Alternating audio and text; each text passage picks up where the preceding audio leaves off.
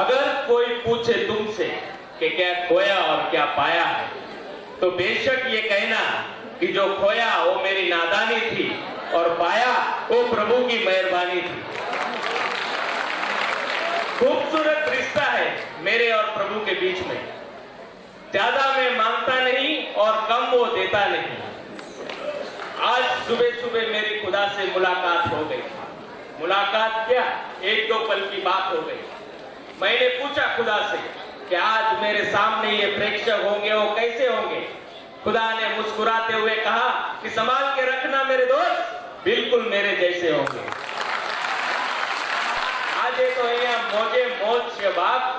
તમારો એક દાંત દુખતો હશે ને અને તમે ડોક્ટર પાસે જાઓ એટલે તમારો એક જ દાંત કાઢશે હો, બાકી હું તમારી 32 કાઢવા આવ્યો છું।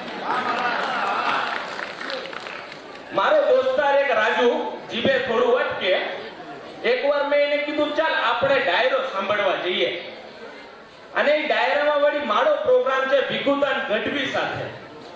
મને કે ડાયરામાં ને પ્રોગ્રામમાં આપણે ખબર પડે નહીં, પણ તું કે છે ને ચાલ। હવે એને ડાયરામાં લઈ ગયો।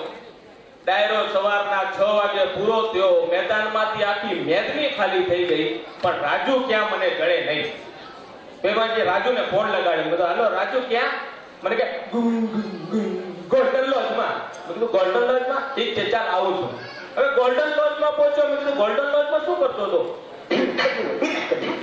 તમે ત્યાં ગાતા હતા ને કે લોજમાં રહેવું। મેં કીધું અરે ભલા માણસ, અમે તો ઈ ગાતા હતા કે મોજમાં રહેવું।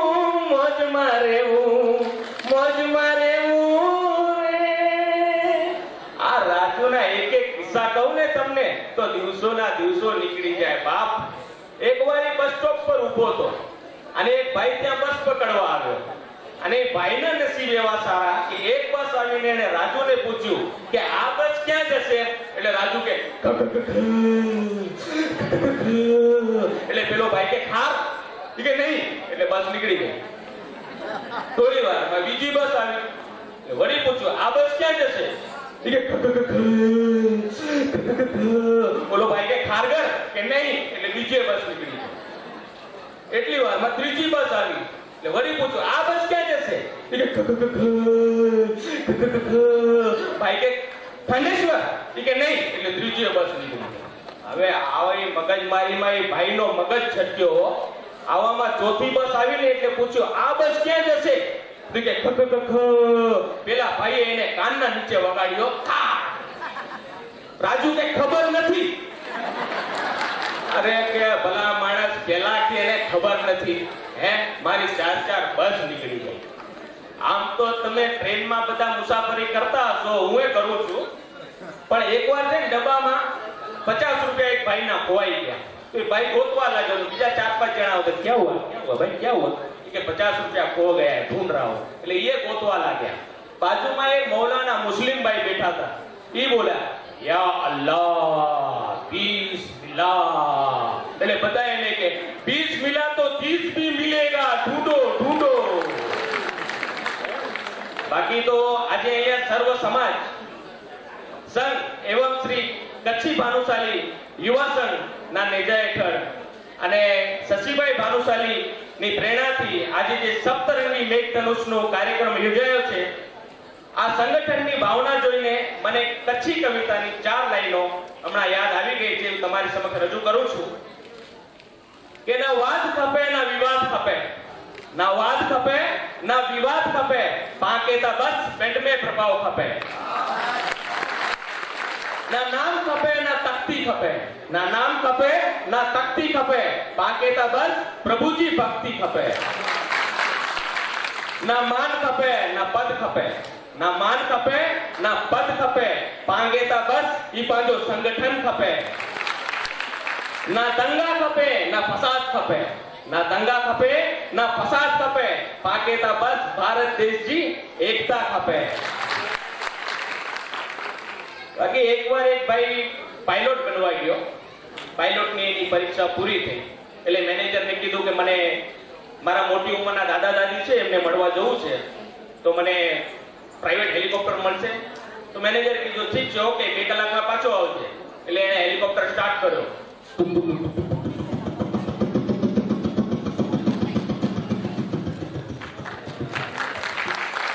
તો એને વાડીએ ઉભો રાખ્યો.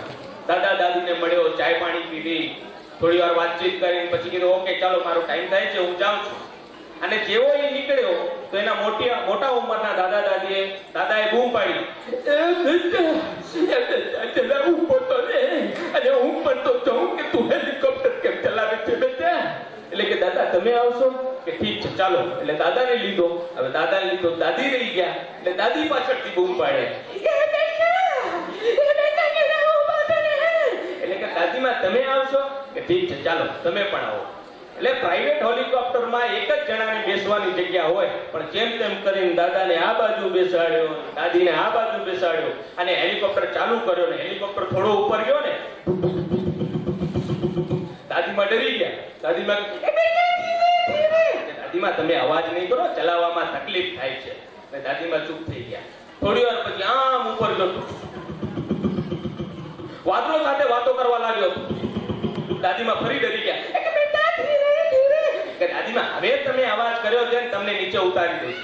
એટલે દાદીમાં આમ નીચે જોયું, મનમાં કીધું આ મને નીચે ઉતારશે તો મારા હાડકાઈ નહીં ચડે.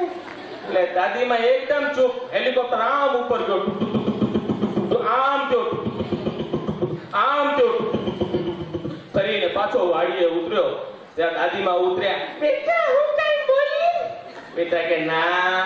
હેલિકોપ્ટર આમ ઉપર ગયો, હું કઈ બોલી? કે ના. હેલિકોપ્ટર આમ થયો પાછો ફરીને વાડીએ ઉતર્યો, હું કઈ બોલી? કે ના. તારા દાદા નીચે પડી ગયા, હું કઈ બોલી?